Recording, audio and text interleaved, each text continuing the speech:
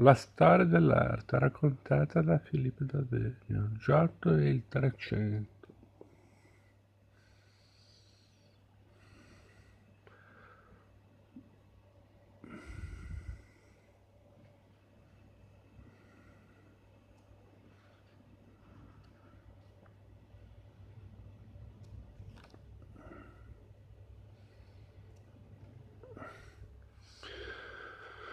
Introduzione di Philippe Daverio.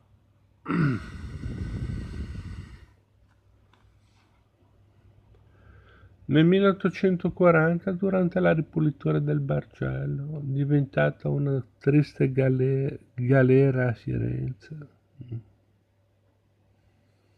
si riscopre un ritratto di Dante che tutta la comunità austro-toscana attribuisce con entusiasmo a Giotto.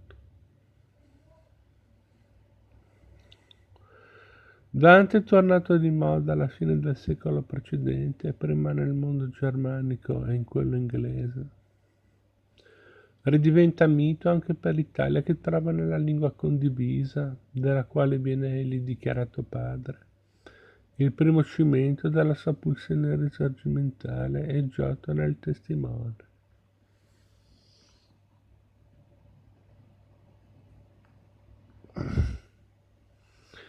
L'Alighieri, esaltato ancora da Bennazzo Gozzoli a Montefalco nel 1450,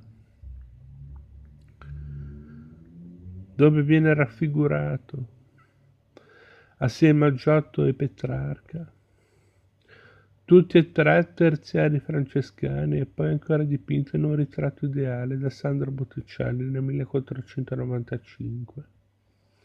Era andato fuori moda nel Rinascimento maturo, al punto che il bembo lo escludeva dai classici degni d'essere imitati secondo i dettami di Aulo Gelio, il retore del secondo secolo d.C. nell'antica Roma. Se lo ricordava solo con passione Michelangelo Buonarroti, che ne citava i versi. Scusate. Tornò di moda nell'Europa preromantica, ma dovette in Italia aspettare il turno per tornare in voga, con l'esaltazione del critico letterario futuro ministro della pubblica istruzione, l'Irpino Francesco Saverio de Sanctis, 1817-1883. E con Dante iniziava pure la rivalutazione della prima stagione di una lingua comune pittorica della penisola. L'italianità viene così riscoperta non dagli italiani, i quali forse non si consideravano ancora tali, ma dagli ultimi emuli del Grand Tour. Nel 1821 Carl Ludwig Kneiber pubblica in Germania le terzine dalla Divina Commedia in versi tedeschi, riprendendo la prima traduzione fatta in prosa nel 1767 da Liebrecht Backenschwanz. Nel 1822 Eugène Delacroix dipinge a Parigi la barca di Dante, capolavoro della pittura romantica.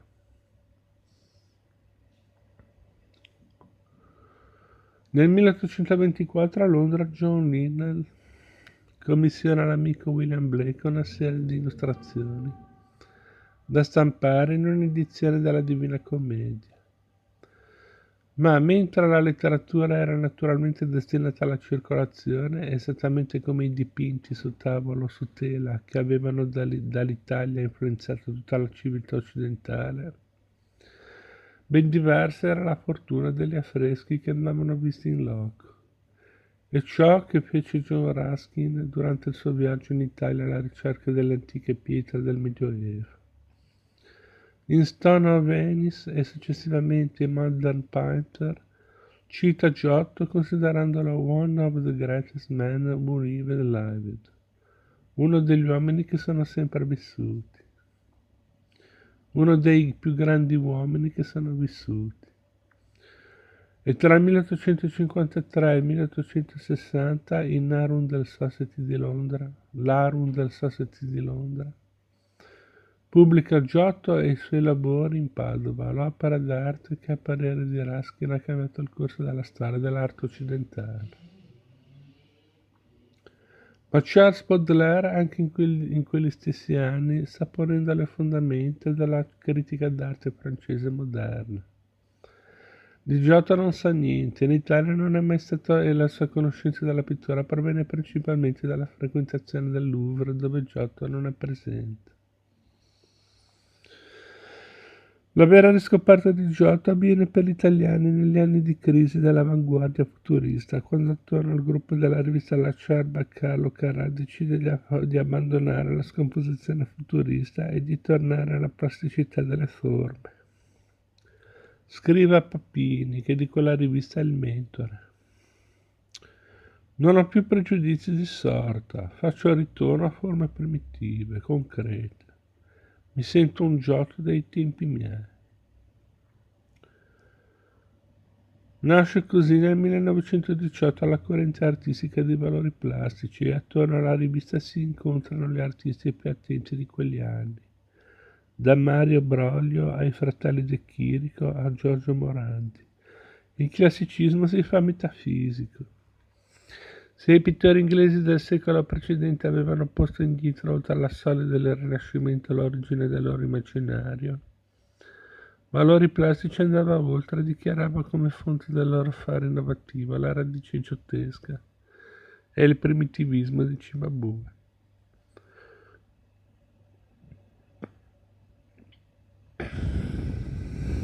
E oggi Giotto è un mito. Molto si deve alla garbata attenzione dei francescani, che hanno sempre conservato gli affreschi di Assisi e di Padova anche quando l'ondata rinnovatrice della Controriforma sul finire del Cinquecento faceva imbiancare parecchi affreschi della prima stagione della pittura italiana, per farvi dipingere sopra l'esaltata nuova esperienza del barocco nascente. Ma molto si deve pure alla forza icastica di Giotto e dei suoi compagni, in un'avventura creativa che fece di Assisi, secondo le parole di Antonio Paolucci, la rosa dei venti della cultura rinnovata tra 200 e 300. La mutazione formidabile della visione e della sensibilità in quegli anni è un coacervo di cultura materiale e spirituale dell'epoca.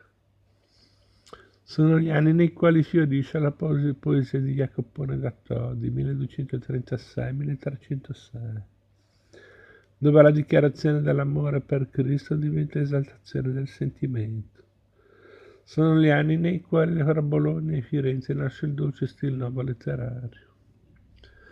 Ma sono gli anni pure nei quali si conclude definitivamente la corrente eretica catara e vince la percezione della natura umana di Cristo, che non è più quello trionfante sulla croce della tradizione bizantina, ma diventa il Christus patiens et donens di una teologia rinnovata. Il dolore della passione sancisce in pittura l'espressività. L'espressività stimolerà subito l'attenzione ai sentimenti umani. Francesco il poverello di Assisi, quel figlio di buona famiglia che aveva tradito la sete di ricchezza della sua classe borghese, ne fu uno dei primi mentori e fu pure uno dei primi poeti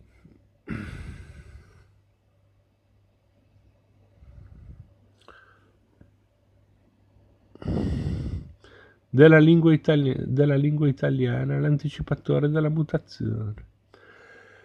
È un personaggio ben più complesso di quanto non apparerà nella geografia popolare successiva. Nato come Giovanni di Pietro di Bernardone, verrà soprannominato Francesco in quanto di madre francese. La nobile donna Pica proveniente dalle aree della lingua d'oca, che aveva portato tra i rudi borghesi d'Assisi le sottigliezze della prima poesia cortese. Ed ecco che Giovanni diventa Francesco, insegue i sonni cavallereschi dei francesi di Brienne nel meridione. È fatto prigioniero, si ammala, si converte, Si spoglia dei beni e dei vestiti e corre giù nudo dalla città verso la pianura dove verrà costruita la Porziuncola, la chiesa del riscatto, recitando versi in francese.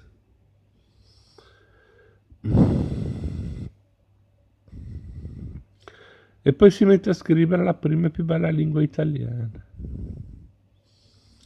Giotto nell'erede visivo, anche lui ad Assisi si troverà a convivere con le vetrate gotiche francesi poste nella basilica negli anni di Carlo d'Angiò e della sequela di papi francesi saliti sul soglio di Pietro, ma quello stile non lo adotta affatto. Se occorre emanciparsi dal formalismo bizantino, ben altre sono le strade da seguire. Cimabue ha già lasciato una sua potente testimonianza nella basilica. Da Roma approdano una serie di pittori influenzati dalle recenti innovazioni di Pietro Cavallini.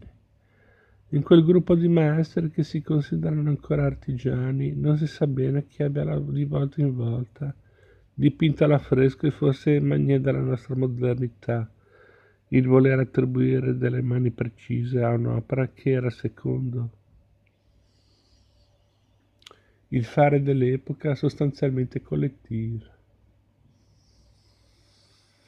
Quell'anonimo collega di lavoro che viene oggi chiamato il maestro di Isacco in relazione all'affresco corrispondente dove Esau è respinto da Isacco, aveva visto a Roma affreschi antichi e affascinanti che oggi dopo 7 secoli forse non esistono più. E Giotto riassume l'esperienza romana mescolandola con le citazioni locali, come quella della chiesa della città sua che è ricavata dal tempio di Minerva. Assorbe l'esperienza di tutti e ne fa uno stile suo che avrà l'esaltazione definitiva a Padova. Porta la sua attenzione ai dettagli, dipinge i denti e le lacrime come dipinge con cure particolari costruttivi, quelli del retro della croce, come quelli delle fantasie architettoniche. Sembra che si